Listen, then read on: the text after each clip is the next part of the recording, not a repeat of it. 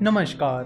Technical analysis के 7वें episode में आपका स्वागत है। पिछले कुछ एपिसोड से हम अलग अलग कैंडलस्टिक पैटर्न्स के बारे में बात कर रहे हैं। हमने हैमर के बारे में बात की, उसके बाद हमने हैंगिंग मैन के बारे में बात की, उसके बाद हमने स्पिनिंग टॉप और दोजी के बारे में बात की, और अब हम बात करने वाले हैं इनगल्फिंग पैटर्न्स के बारे में। अब तक हमने जो बात की यानी हैमर, हैंगिंग मैन, दोजी या स्पिनिंग टॉप, ये सारी सिंगल कैंडल्स थी। यानी एक कैंडल को देख के आप इंडिकेशन चेक करते थे कि उनसे क्या हमें इंडिकेशन मिल रहा है और उनके बेसिस पर हम देखते थे कि हम क्या पोजीशन मार्केट में ले सकते हैं। लेकिन इनगल्फिंग पैटर्न कोई सिंगल कैंडल नहीं है। इनगल्फिंग पैटर्न दो कैंडल से बनती है। जैसे कि सिंगल कैंडल पैटर्न में हम एक ट्रेडिंग सेशन या एक दिन की कैंडल का एनालिसिस करके डिसीजन लेते थे। यहाँ पर हमें 2 दिन या फिर 2 ट्रेडिंग सेशन के कैंडल्स का एनालिसिस करना होगा। तो बेसिकली 2 तरह के इनगल्फिंग पैटर्न्स होते हैं, बुलिश इनगल्फिंग पैटर्न और बियरिश इनगल्फिंग पैटर्न। तो इनके नाम से आपको पता चल ही गया होगा कि ये पैटर्न किस तरह के होंगे। तो पहले बुलिश इनगल्फिंग पैटर्न को देखते हैं। तो bullish engulfing pattern down trend में आता है और कुछ इस तरह दिखता है। इनगल्फिंग का मतलब होता है कि पूरी तरह से कवर कर लेना। तो आप यहाँ देख सकते हो कि जो दूसरे नंबर की कैंडल है उसने पहले नंबर की कैंडल को पूरी तरह से कवर कर लिया है। आप यहाँ पर देख सकते हो कि डाउन ट्रेंड चल रहा है, शेयर प्राइस लगातार गिर रही है और उसी बीच एक ग्रीन कैंडल रेड कैंडल को पूरी तरह से कवर कर लेती है। तो जब आपको ऐसा कोई पैटर्न दिखता है तो उसे बुलिश इनगल्फिंग पैटर्न कहते हैं। देखो यहाँ पर एक चीज का आपको जरूर ध्यान रखना है और वो ये कि ये जो पहली बॉडी है यानी रेड कैंडल की बॉडी, उसे ग्रीन कैंडल की बॉडी ने पूरी तरह से कवर कर लेना चाहिए। अगर ग्रीन कैंडल की बॉडी इस रेड कैंडल की बॉडी को पूरी तरह कवर नहीं कर रही है तो वो इनगल्फिंग पैटर्न नहीं होगा। तो जैसे कि हमने बात की थी कि bullish engulfing pattern down trend में आता है जब स्टॉक प्राइसेस गिर रही होती है। तो डाउन टर्न में स्टॉक प्राइसेस लगातार गिर रही है और नए नए लोज बना रही है, जिसके बाद अचानक ये ग्रीन कैंडल बन जाती है जो कि पूरी तरह से उसकी पहले की रेड कैंडल को कवर कर लेती है और उस ग्रीन कैंडल की क्लोजिंग प्राइस उस रेड कैंडल से ज्यादा होती है।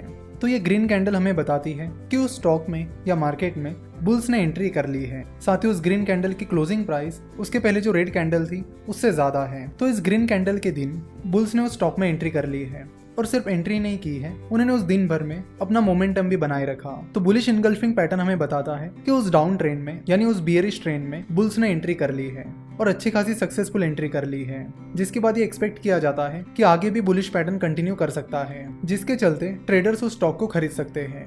यानी बुलिश इनगल्फिंग पैटर्न हमें बताता है कि जहां पर बुलिश इनगल्फिंग पैटर्न तैयार हुआ है वहां से आगे मार्केट में बुलिश ट्रेंड आ सकता है, जिसका फायदा ट्रेडर्स उस स्टॉक को खरीद कर ले सकते हैं।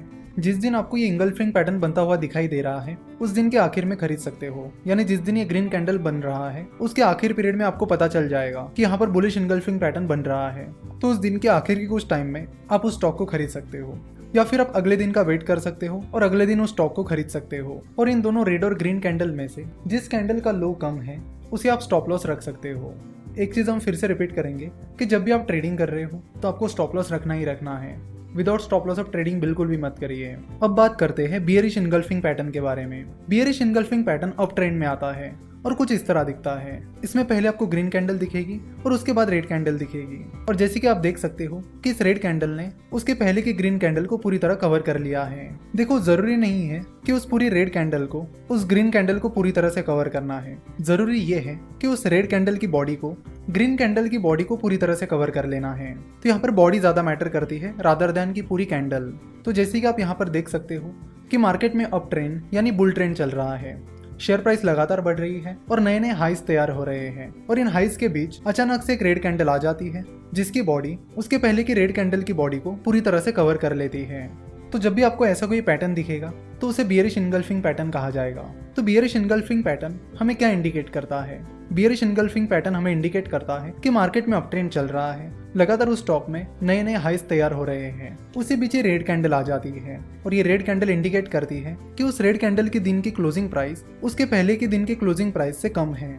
और जैसे कि आप देख सकते हो कि उस रेड कैंडल के दिन बियर्स ने उस स्टॉक में या मार्केट में एंट्री कर ली है, जिसकी वजह से ही रेड कैंडल तैयार हुई है और उस रेड कैंडल की क्लोजिंग प्राइस उसके पहले की कैंडल की क्लोजिंग प्राइस से कम है, जिससे हमें पता चलता है कि बियर्स ने उस स्टॉक में या मार्केट में एंट्री कर ली है, जिसके चलते आगे बियर ट्रेंड शुरू हो सकता है, यानी स्टॉक गिरना शुरू हो सकता है, जिसकी वजह से आपको शॉर्ट करने की अपॉर्चुनिटी मिल जाती है।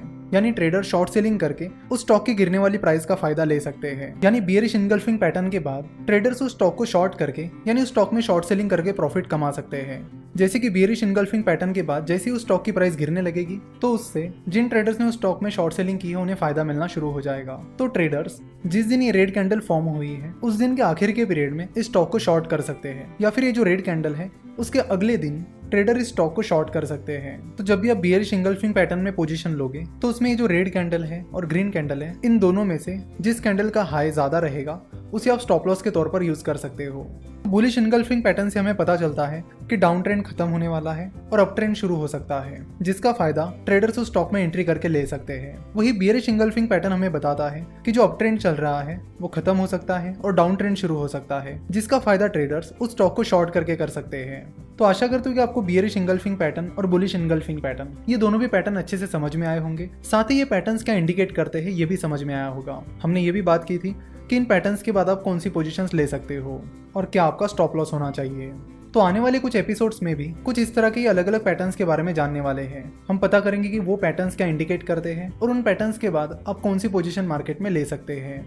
अगर आपका सवाल ये है कि इन कैंडलस्टिक चार्ट को हम कहाँ देख सकते हैं, तो अगर आपका कहीं पर डीमैट अकाउंट नहीं है तो आप moneycontrol.com पर भी इन चार्ट्स को देख सकते हो। moneycontrol.com की वेबसाइट पर जाकर आप किसी भी शेयर का नाम सर्च कर लीजिए और उसके बाद यहाँ टेक्निकल चार्ट पर क्लिक कीजिए, जिसके बाद आपको उस स्टॉक का कैंडलस्टिक चार्ट मिल जाएगा। और इससे बेहतर ऑप्शन ये है कि अलग अलग ब्रोकरेज फर्म्स के अलग अलग ट्रेडिंग सॉफ्टवेयर्स होते हैं, ट्रेडिंग ऐप्स होते हैं। तो उन ऐप्स की मदद से और ट्रेडिंग सॉफ्टवेयर की मदद से आप कैंडलस्टिक चार्ट का एनालिसिस कर सकते हो। वहां पर आपको हर एक स्टॉक का कैंडलस्टिक चार्ट मिल जाएगा, जिसके बाद आप वहां पर अपना एनालिसिस शुरू कर सकते हो। आगे चलकर हम ये भी बात करेंगे कि वो कौन कौन से सॉफ्टवेयर्स हैं जो आपको आसानी से कैंडलस्टिक चार्ट का एनालिसिस करने में हेल्प करेंगे। कुछ सॉफ्टवेयर्स पेड है तो कुछ सॉफ्टवेयर्स फ्री भी है। तो आगे चलकर पैटर्न्स को समझने के बाद हम ट्रेडिंग सॉफ्टवेयर्स के बारे में भी बात करेंगे। आशा करता हूँ कि आपको आज का एपिसोड पसंद आया होगा। हमसे जुड़े रहने के लिए आप हमें फेसबुक, ट्विटर और इंस्टाग्राम पर फॉलो कर सकते हो। हमसे जुड़े रहने के लिए आपका बहुत बहुत धन्यवाद।